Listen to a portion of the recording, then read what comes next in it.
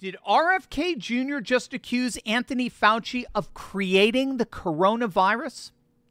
What you're about to hear from Bobby Kennedy's own lips is absolutely nuclear. He just dropped the biggest bombshell about Fauci that I've ever heard, and it explains everything about why Biden had to give Fauci that auto pen pardon on his last day in office. We're going to break this down piece by piece, and I promise you, this will be the most jaw-dropping video you watch today. And make sure to stick with me to the very end of this video, because that's where we'll learn the biggest bombshell of them all. So smack that bell and subscribe button, and let's dive right in.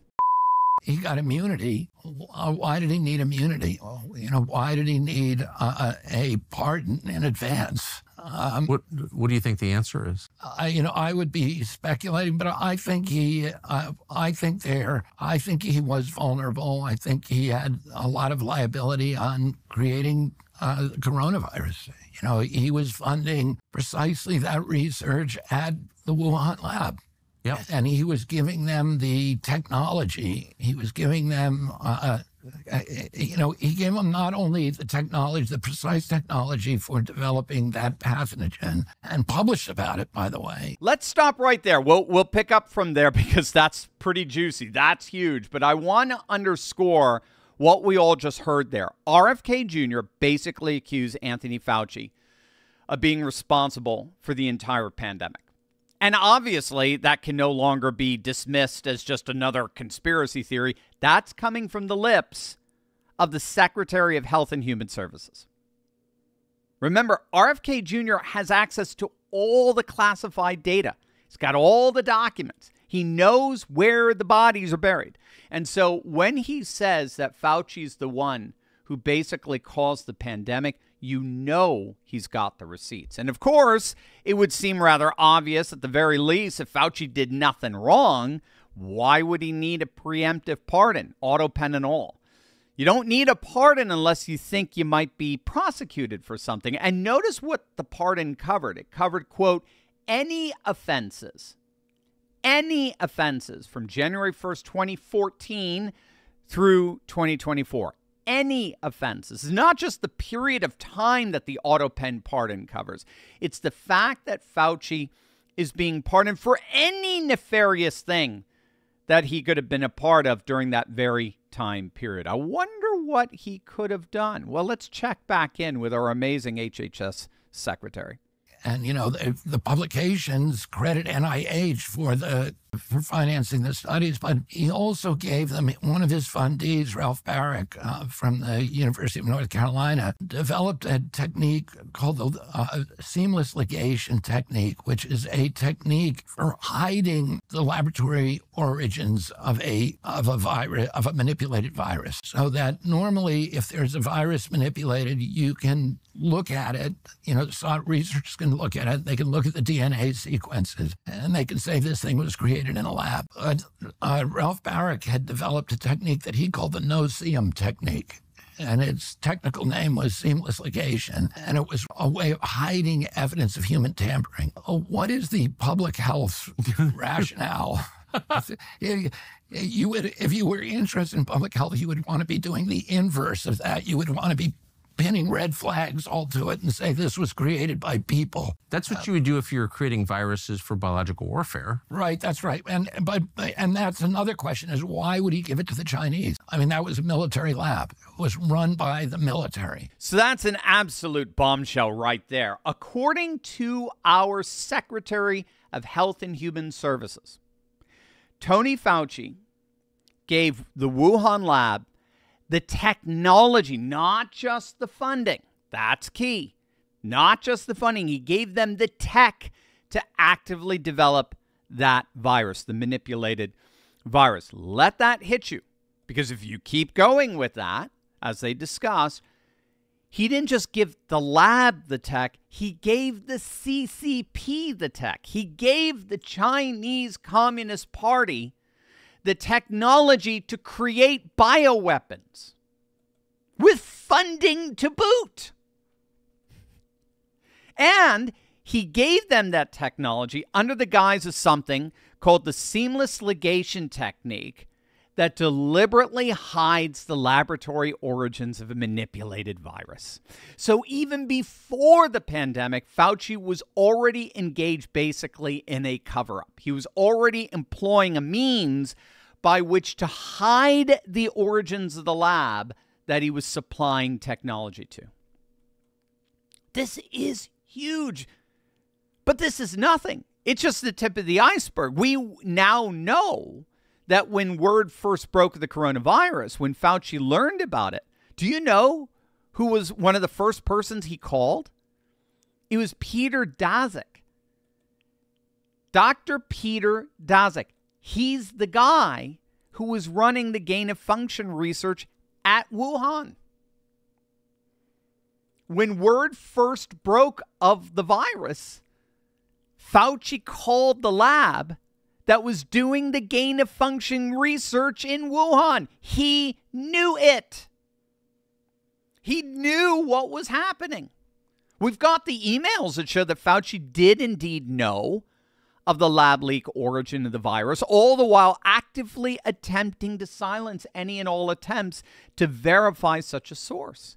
It's been revealed that as early as January 31st, 2020, Fauci had received an email from the head of the nation's largest biomedical research facility warning Fauci that COVID was very possibly engineered, coming from a lab rather than from a so-called wet market. So even objective verification was determining that this was clearly coming from a lab. So the whole question of COVID's lab origin was front and center with Fauci and the NIH from the very beginning of the pandemic. But of course, now that we know that Fauci was both funding and providing tech to the Wuhan lab, we've just uncovered a full-blown attempted cover-up that just blew up in Fauci's face. Again, the key here is that it wasn't just funding. It was providing the very technology necessary for the manipulation of the virus to the CCP, to the Chinese Communist Party, and even under the cloak, some kind of veneer so as to protect and hide the origin of this tech. I mean, how is this not treason? Every intelligence agency in the world now admits that COVID came from the Wuhan lab. The FBI, the CIA, Department of Energy, they all say gain-of-function research created this pandemic.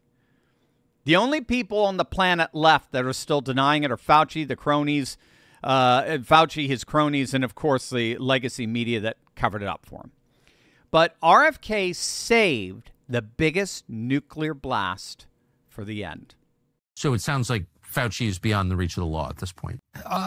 Yeah, I think generally, unless there was a truth commission, which they did, and as you know, in South Africa, and yes. They did it in Central America after the 1980s wars there, and they were very, very helpful to those societies. And, I think we should probably do something like that now. And in those cases, what happens is you have a commission that hears testimony on what exactly happened. Anybody who comes and volunteers to testify truthfully is then given immunity from prosecution.